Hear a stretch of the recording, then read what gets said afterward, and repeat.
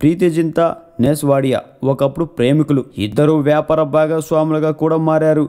IPL జట్టు Kings 11 పంజాబ్ను వాటా కొన్నారు. మళ్ళీ పెళ్లి చేసుకోవడానికి కూడా సిద్ధపడ్డారు ఒక సమయంలో. కానీ తర్వాత ఏమైందో ఏమో ఇద్దరి మధ్య దూరం పెరిగింది. ఎడమొహం పెడమొహంగా తయారైంది.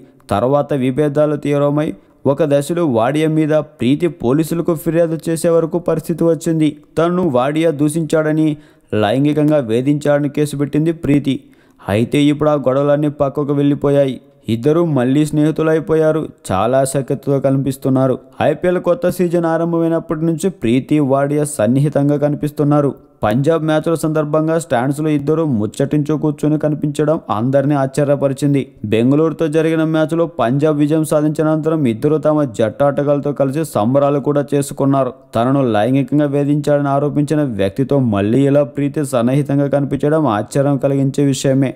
వాడియా నుంచి విడిపోయాక జీన్ గుడ్ ఎనఫ్ అనే విదేశీయుడితో ప్రేమాయణం మొదలుపెట్టి అతడితోనే ప్రీతి పెళ్లి చేసుకున్న సంగతి తెలిసిందే. మీకు నచ్చినట్లయితే సబ్స్క్రైబ్ చేయండి. ఫిలిమి స్టార్స్ బోలెడంత న్యూస్ బోల్డ్గా.